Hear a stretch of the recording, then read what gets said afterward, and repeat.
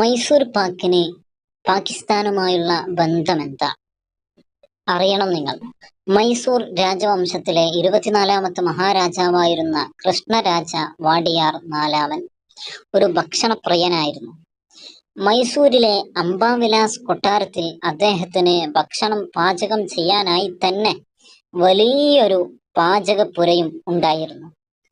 കാകാസുര മടപ്പ എന്ന ആളായിരുന്നു അദ്ദേഹത്തിന്റെ അടുക്കളയിലെ ചീഫ് കുക്ക്. മടപ്പ മഹാരാജാവിനെ തൃപ്തിപ്പെടുത്താൻ പലതരം ഭക്ഷണങ്ങൾ പരീക്ഷിച്ചു പാചകം ചെയ്ത് ഉണ്ടാക്കി നൽകുകയും ചെയ്തിരുന്നു. അങ്ങനെ ചണപ്പരിപ്പിന്റെ മാവും നെയ്യും പഞ്ചസാരയും ചേർത്ത് പരീക്ഷണാടിസ്ഥാനത്തിൽ ഒരിക്കൽ മടപ്പ ഒരു പലഹാരം ഉണ്ടാക്കി. പലഹാരം പരീക്ഷിച്ചു സംതൃപ്തനായ വാഡിയാർ രാജാവ് മടപ്പയെ വിളിച്ചു വരുത്തി അതിന്റെ പേര് ചോദിച്ചു. മടപ്പ പെട്ടെന്ന് തന്റെ വായിൽ തോന്നിയ ഒരു പേരങ്ങോട്ട് പറഞ്ഞു. മൈസൂർ പാക്ക. പാക്ക എന്നാൽ അതിമധുരമുള്ളത് എന്നാണ് അർത്ഥം. മൈസൂരുവിൽ ഉണ്ടാക്കിയ അതിമധുരമുള്ള സാധനം മൈസൂർ പാക്ക. സംഗതി പിടിച്ച രാജാവ് കൊട്ടാരത്തിന്റെ ഉടമസ്ഥതയുള്ള സ്ഥലത്ത് തന്നെ ഒരു മൈസൂർ പാക്ക പലഹാരക്കട തുടങ്ങാൻ മടപ്പയോട് ആവശ്യപ്പെട്ടു. ആളുകൾ മൈസൂർ പാക്കയെ പറഞ്ഞു മൈസൂർ പാക്ക് ആയി. അതാണ് കർണാടകയിൽ ജനിച്ച മൈസൂർ പാക്കിന് പാകിസ്ഥാനുമായിട്ടുള്ള ബന്ധം. പാകിസ്ഥാനോടുള്ള വിരോധം പ്രകടിപ്പിക്കാനും രാജ്യസ്നേഹം കാണിക്കാനുമായി ഒരു ഉത്തരേന്ത്യൻ ബേക്കറിക്കാരൻ മൈസൂർ പാക്കിന്റെ പേര് മൈസൂർ ശ്രീ എന്നാക്കിയത്രേ. ഇനി മറിച്ചൊന്ന് ആലോചിച്ച് നോക്കൂ.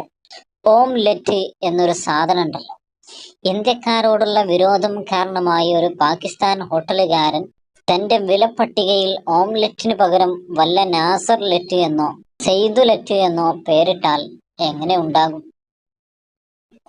ചൈന അതിർത്തി കയ്യേറി ഒരു ഗ്രാമം തന്നെ നിർമ്മിച്ചപ്പോൾ, ചൈനീസ് ആപ്പുകൾ നിരോധിച്ച രാജാവിന്റെ പ്രജകൾ പാകിസ്ഥാൻ ഇന്ത്യയെ ആക്രമിച്ചപ്പോൾ മൈസൂർ പാക്കിന്റെ പേരെങ്കിലും മാറ്റണ്ടേ? ഇതിൽ വലിയ അത്ഭുതമൊന്നുമില്ല. പക്ഷേ മുഴുവൻ മണ്ടന്മാരായി പോയല്ലോ ഇവർ എന്നാലോചിക്കുമ്പോൾ വല്ലാത്തൊരു സങ്കടം. ചില ആളുകൾ ചോദിക്കുന്നുണ്ട്, എന്റെ പേര് ദീപക് എന്നാണ്, ഞാൻ ഇതിലെ പാക് ബക്ക് എന്ന പേര് മാറ്റേണ്ടി വരുമോ എന്നാണ് ചോദിക്കുന്നത്.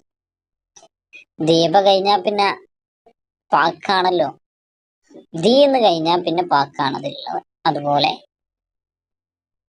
മുട്ടായി പാക്ക് എന്നതിൽ എഴുതിയിട്ടുണ്ടെങ്കിൽ കുടുങ്ങി. ഇതാണ് അവസ്ഥ.